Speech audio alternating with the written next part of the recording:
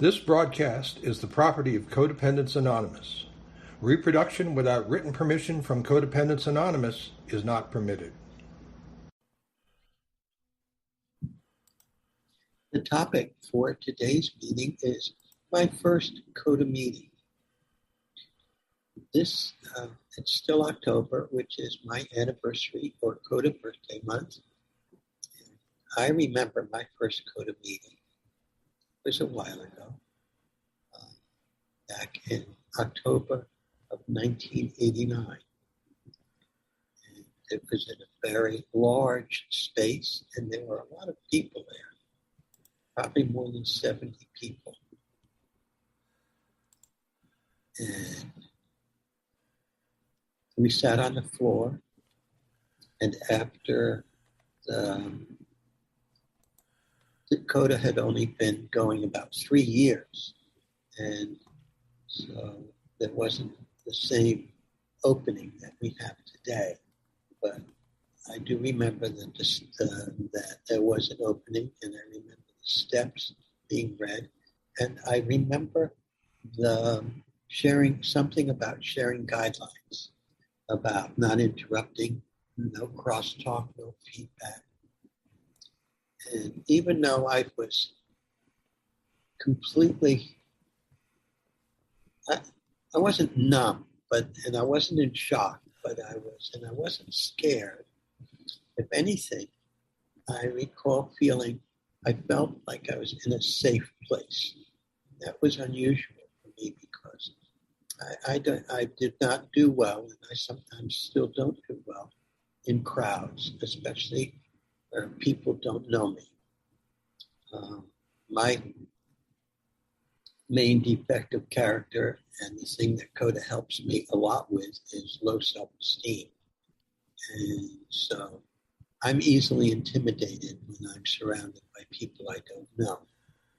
But I felt safe in that space, and that feeling of safety is one of the things that kept me coming back to CoDA. I didn't think I was codependent at that time. I'd never heard the word, and I'd never heard the word CoDA. But I kept coming to meetings, and little by little, I began to understand what codependency meant to me, and that, in fact, I am a codependent. I keep coming to meetings now because CoDA helps me deal very effectively with my codependency. My codependency no longer controls my life. It's just part of me. I don't get stuck defending things that don't need defending. I learn how to set healthy boundaries that can change as I change and as people change. In the past, I used to set rigid, unmovable boundaries that trapped me into behaving the same way over and over again. So what I remember most about my first CoDA meeting was that feeling of safety. And that feeling is what kept me coming back to meetings until I began to explore and learn more about how CoDA could help me deal with my issues with codependency. And it offered me a path to now I experience real joy and happiness in my life. So I'm very grateful to this program and grateful to all of the people I've met in this program who helped me grow and learn about myself so that I'm a happier person. I'm more fun. I have more fun in life. And because I have more fun, I'm more fun to be with. And so now I actually know how to have friends, make friends, and share my feelings with people without blaming people for how I feel. Thank you. Yes. Today's topic is my first CoDA meeting. We are open to shares, questions, and comments. There's just a few of us, so I don't think we need to worry about the raised hand feature. Feel free to just chime in if someone will sort things out. Thank you for being here.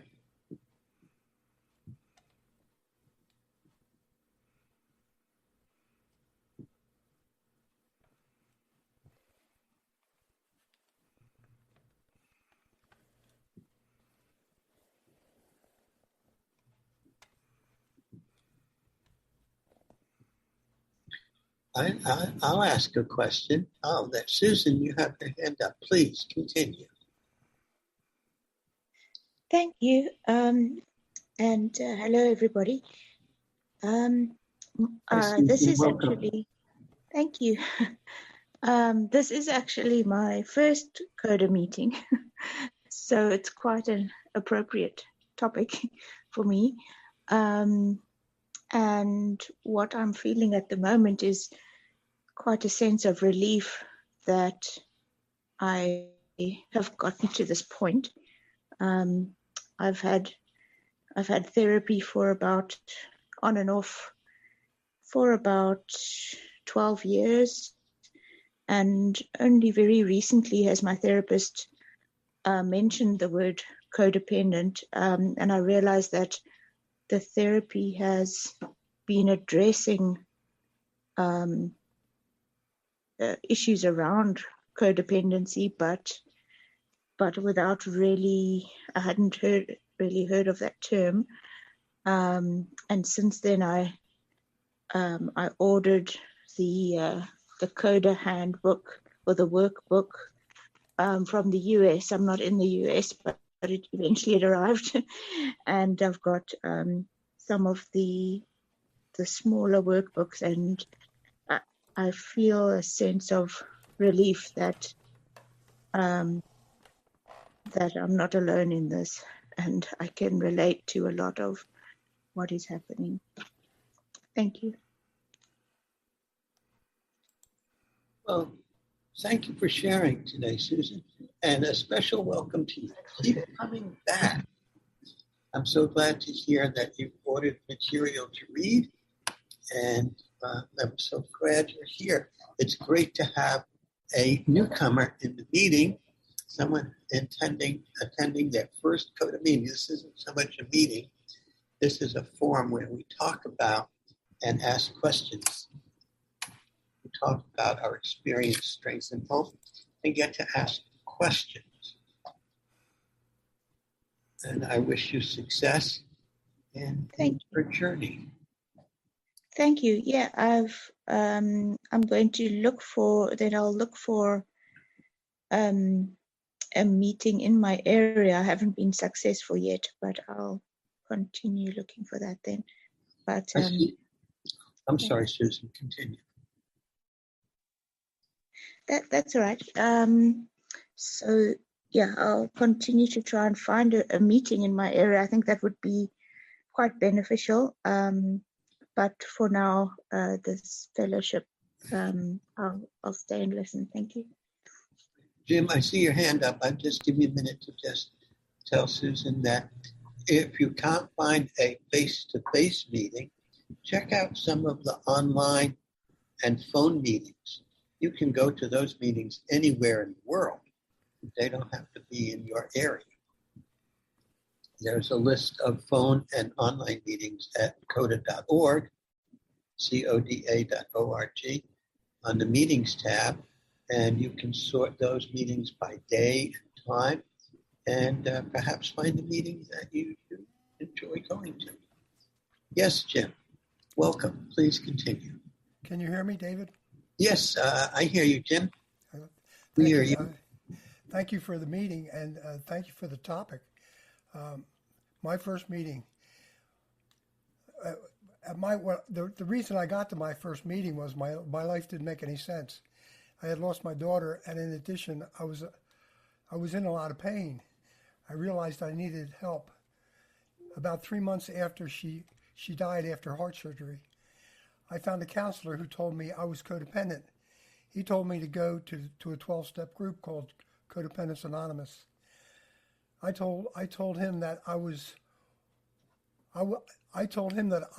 always the one that got people to AA, and I couldn't understand why I would need a 12-step program. Well, it took him almost 3 months to convince me, and I studied a lot about it, that it took him 3 months to convince me that I needed to go to Codependence Anonymous, and that I needed this support, which brings me to my first meeting. I know it was a turning point because, when things happen in your life and you remember everything about the day. I remember the weather. I remember what I wore. I remember I stopped for gas. I remember that I had, as my counselor had advised me, I had just took the car. I was afraid of my wife. And he said, don't be afraid of your wife. Just take the car. You're taking care of yourself. So I just took the car and I went to the meeting. I was afraid. I would always do everything she wanted because I thought if I did everything she wanted, my life would get better. But it didn't get better. I remember whom I sat next to, and I remember many of the people who were there at my first meeting. I was shy, and when they passed the sheet around, I could not identify how I was feeling. I was numb, and I was frozen, and I was afraid to speak. When I look back on that day, I can hardly recognize that person. It was the nurturing love and understanding and companionship that I received in those early days of my recovery that made all the difference.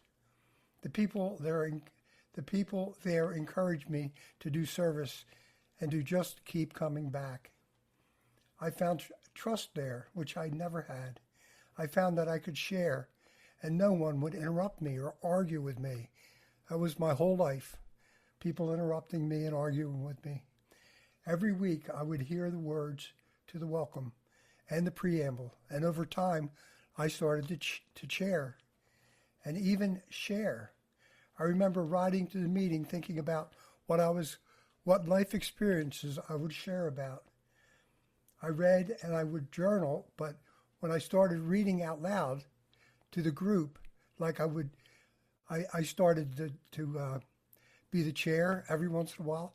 The words of the welcome and the preamble, started to become real to me, and they created an inner awareness and a confidence that I had never known. The 12 steps and the 12 traditions became my roadmap to serenity, and it all started that day in August of 2016 when I just took the car. And I can say just a few things about that. I just took the car. And I not only just took the car, I took the car and I went to the gym and I lost 40 pounds. My whole life changed when I went to CoDA. And I started having feelings, and I could speak to people. And over time, I could even start speaking at meetings and things. And I became a totally different person. I know when I read those early journals, I don't recognize that person because I've changed so much. So I want to thank you, David. I want to thank CoDA and everybody involved for changing my life. You made such a difference. And thank you. I'll pass. Thank you for sharing, Tim. Today's topic is my first CoDA meeting.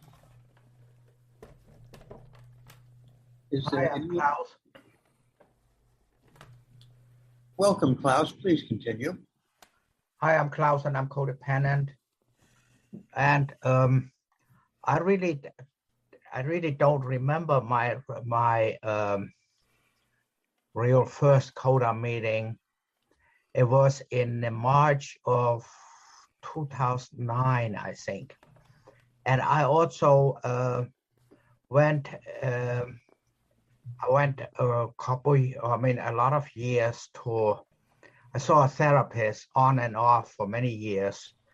And this last, that therapist, what I had at that time, she was a young graduate student, and I had her for a couple months, maybe 3 months or so, and then we were really good connecting. And so at one point she pointed out, Klaus, I think you need to go to CoDA, and here you're really codependent. And here she was right. I had no clue really in a sense, what I learned later, what CoDA is and my codependency, I'm still figuring this out. But I had no clue that such a thing was even available. And I'm coming also from a different here recovery group. I'm an AA, and I always thought there was in that here recovery group where I got a lot of help. But I always thought, I missed some answers. I had questions and answers. I missed some answers there, and here I got all that in CoDA basically. And what at that specific group in Chestnut Hill, they read the patterns and characteristics every night. What we're doing also in my home group right now, we're doing this for a couple of years now. I think now, I mean, we were not that, we were only a couple months old before COVID started. So I think we did 3 months and then we went on to Zoom, but we're still reading it. And it's very, and what I remember the first time, the first meeting I heard that, and I said, wow, this almost all applies to me. I mean, this is really what they're talking about. Also, not really knowing the solutions and all that, but I had a high identification with these characteristics, and it made years later it made a lot of sense, because I came here from Germany in 1994 and learned the language. I learned basically everything from scratch. So I had also kind of what I learned here on the big world meeting, this here what they call cultural codependency. So what's accepted in one country most of the time is not accepted in the other country, in the other culture, and so all these things. And that was a real eye-opening for me, because I just thought, I could just continue living here like I was living there. But then, of course, in my partnership and so forth, there were difficulties, and we went to couples counseling and all that. And but there was still a lot of things I did the old way, or what I thought was acceptable, and sometimes it is, sometimes it's complicated. I mean, codependence for me is it's complicated, and lucky enough now through Zoom basically, became it really international and really also US wide, and I found really a sponsor and connected to him, and he's thousands of miles away. And but we speak regularly and we work regularly, and that's really a big help. I mean, I didn't know there was, I had no clue there was so much to my past, my childhood, my reactions and all that stuff. So it was really an eye-opening to come to my first meeting, and I stayed there. Surprisingly, I stayed there for years, and then I paused for 3 years for practical reasons. It's maybe not practical. I mean, I at that Tuesday night I had rehearsals, so I couldn't go. I needed to go to these rehearsals, and so I didn't go for 3 years, and it kind of all the time I missed something. And when that time was over and I got back to the CoDA meetings, it was just, I figured out that it just works better for me when I'm going regularly to CoDA meetings, because I'm codependent. I mean, I'm really codependent in so many ways, and I needed to open up, but I really also needed a lot of listening, listening to what other people experience and other, and then there in the kind of in the listening for me was the most answers. There are the most answers in when I say, oh, wow, this is it, and that is it. And so it's very interesting. And in the beginning, it felt a little bit, what shall I say? I mean, it felt a little bit unusual, I think, a little bit awkward, you know. It's kind of, first, I really, first, I'm also not really coming from higher self-esteem, so talking about myself was not even not on my first place.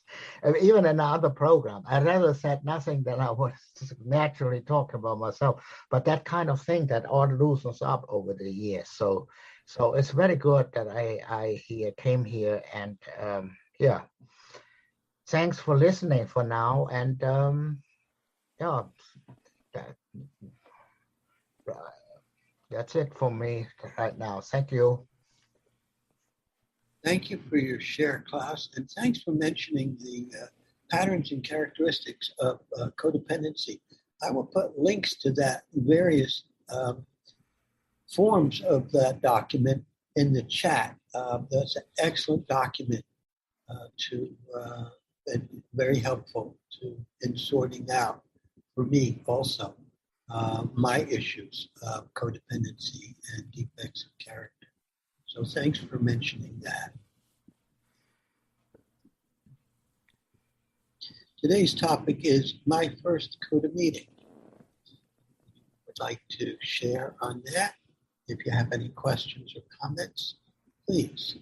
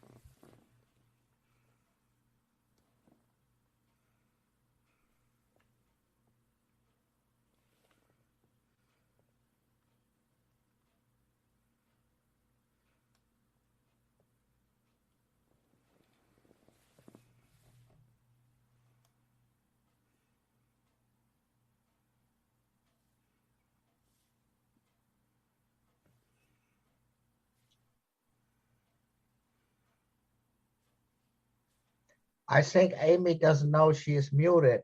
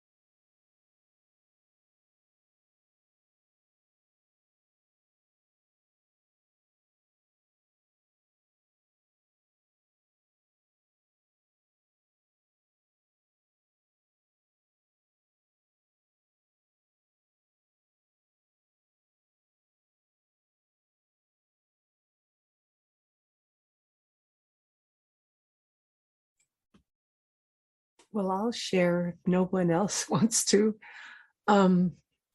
We're sharing our first CoDA meeting. Is that what this is? Yes. Okay.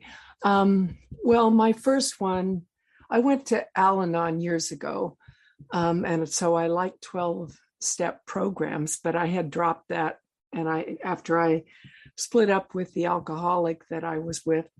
But after my last husband passed away, who I helped care for until he died, I started another relationship, and I could see myself falling into the same old pattern of always giving up everything to someone else.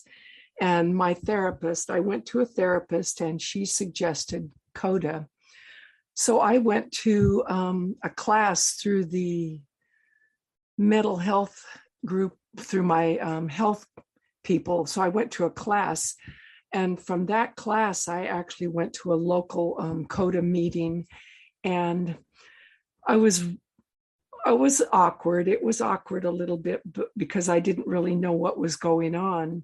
But there was a woman who kind of runs the local meeting who I really admired, and she became my sponsor for a period of time. Had been in the program for something like 30 years, so she knew a lot about the program, and I've done the 30 steps, the first 30 steps. I got bogged down on step 4. Trying to analyze myself is really a tough step, although I've gone to other steps and gone beyond at times. Step 4 is really a hard one to get through completely, but I've worked on it and I've worked on it. So anyway, CoDA, the patterns and characteristics, there's so many things. I'm mostly compliant. So I tend to be passive aggressive in that I tend to give in to everything and hold in my feelings until I blow up. Which is what my mother was like, and I'm trying hard not to be that way. I worked for a lot of years, and in my job, I was pretty assertive. I knew how to do the work, and it was customer support and technical. So I was basically helping people still. All my kids and my relationships were helping others. So after this last relationship, I stopped.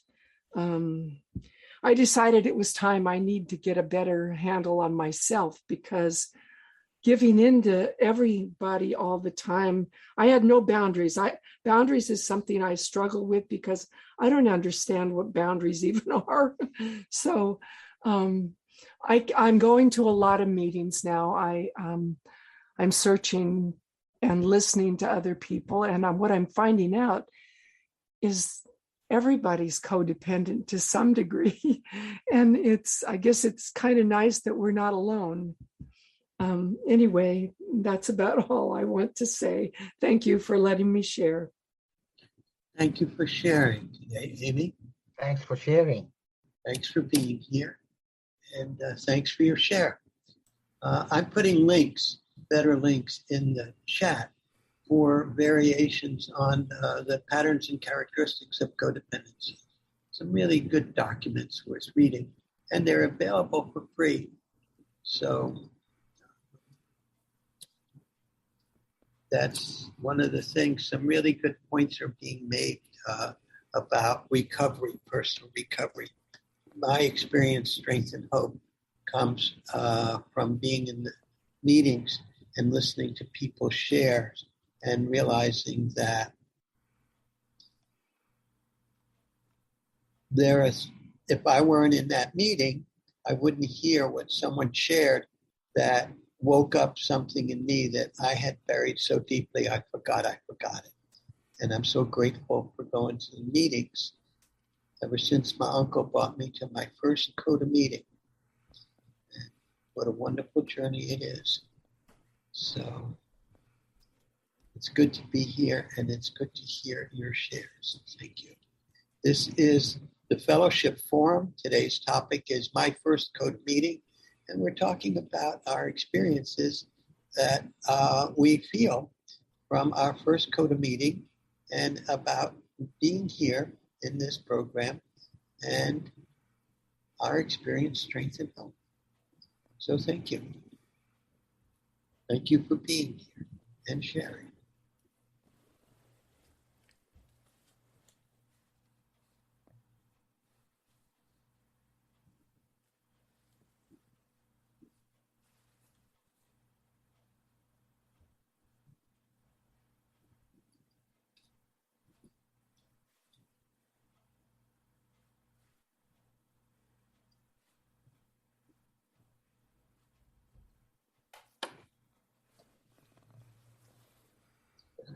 So I have put some links to the recovery patterns of codependence, codependency, and recovery, the differences, and patterns and characteristics of codependence. All very good documents that deal with this subject and are helpful. They help me in understanding what my particular defects of character and my issues with codependence are, and being able to identify my issues help me get started in a direction to go in for recovery, for working on coming to understand the differences between the things I can change and the things I cannot change. In that document, I was able to discover some wisdom to know the difference. So I share these documents with you in the chat. You don't feel like you have to cut and paste or copy down what's in the chat.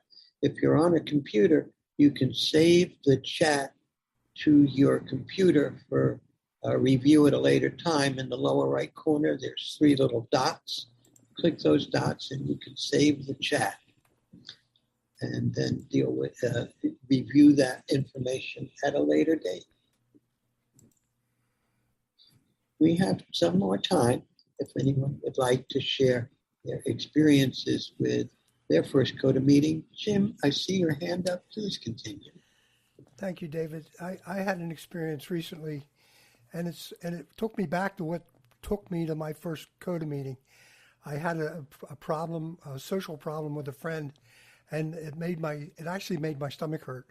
And when I went to my first CoDA meeting, I was in that state where I was in a constant state of anxiety, and I wondered, how do I get out of this? I more or less lost my serenity, and I thought I have to get out of this. And I remember thinking that when I would leave my counselor's office, that I would always say to him, I have no right to feel this good. And it would happen time after time, I would say that. So when I woke up the next morning after I had this trouble with a friend, I had this thought, and it told me that, yes, I do. I do have a right to feel that good. And I am worthy, and I can feel that good. And I think a lot of my problem was that I didn't feel worthy. I had a girl tell me one time that she doesn't deserve it. I said, you need to come back to CoDA. She said, I don't deserve it. I never heard anybody say that. But now I find myself saying that. And I realize that I felt I didn't deserve it. But I do, and I am worthy. And CoDA changed my life. And no matter how well you think you're doing, you can always hit bottom again. And you got to reach out, and you got to start reading the words and listening to them and relating to them. And that's what makes it work. I just wanted to add that because it made a lot of difference to me to realize that, as high as you might think you get, you do hit bottom sometimes, and you just got to keep coming back, because each time it gets better, and each time you bounce back faster. So I just wanted to relate that. Thank you. Thank you for listening. Thank you for sharing. Yeah, I agree. You reminded me that I often say in meetings that I'm not looking for the end of the line on this program. I don't expect to arrive at Recoveryville one day and get off this recovery process and say, yep, I'm done, I'm finished, I'm all fixed. I spent too many years really honing my codependency to a really fine point. And so now I'm in it for the long haul. I'm here for the experience of recovery. And all the years that I was in this program, I kept thinking, well, doing service was something I would give back to CoDA. I discovered once I started doing service that it's just a way of CoDA giving me even more experiences of recovery. So now I love doing service because it's taught me more about myself than anything else I've ever done in this program. Everything I've done in this program has helped me learn enough more and more about myself so that I'm actually able to say I'm a recovering codependent. And service for me, as those who know me hear me say often, is the secret sauce of my recovery. But right now we're talking about our first CoDA meeting. What I remember was a sense of trust. And that was the foundation that I came back for, that feeling of being in a space with people where I could feel safe. And never didn't have before CoDA, I never used to feel that way, being with stranger people I didn't know. The stranger in the room was me. I was the strange person in the room. The more I came to CoDA, the less strange I felt. So, thank you, CoDA. We have time for one or two more shares, questions, comments, if anyone would like to speak. No obligation. We're here to listen.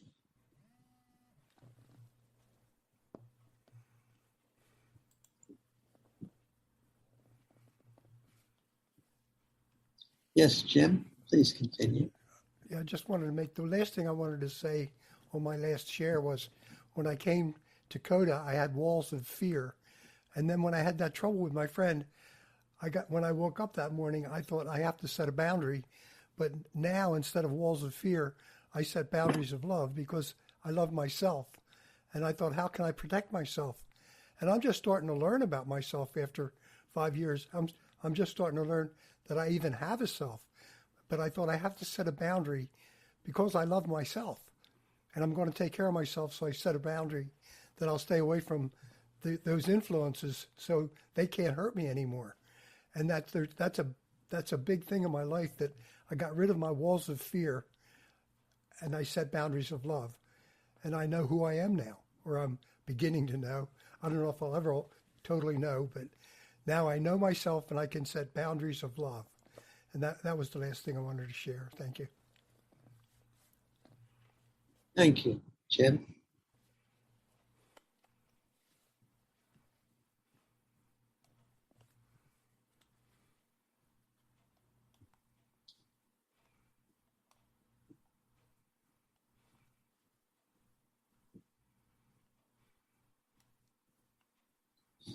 I want to thank everyone for coming today, and thank you for your shares. I think some really good things were said today. And so I'm glad we had this meeting with this topic.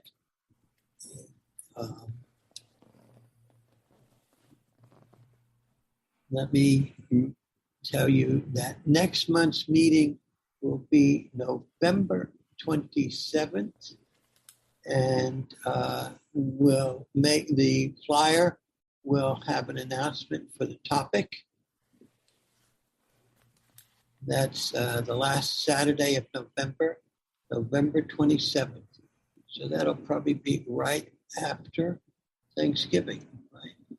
Thanksgiving will be the 25th, at least American Thanksgiving. Canada has already had their Thanksgiving. And so we'll be meeting right after Thanksgiving. Maybe we'll make the topic on turkeys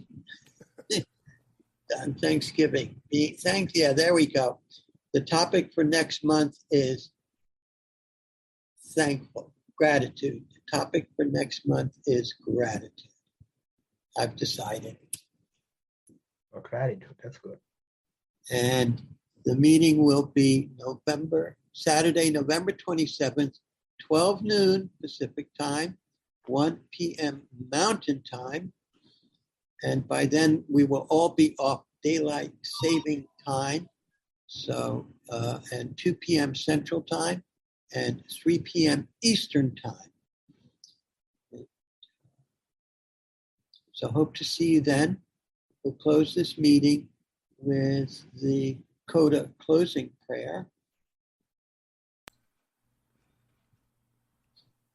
We thank our higher power for all that we have received from this meeting. As we close, may we take with us the wisdom, love, acceptance, and hope of recovery.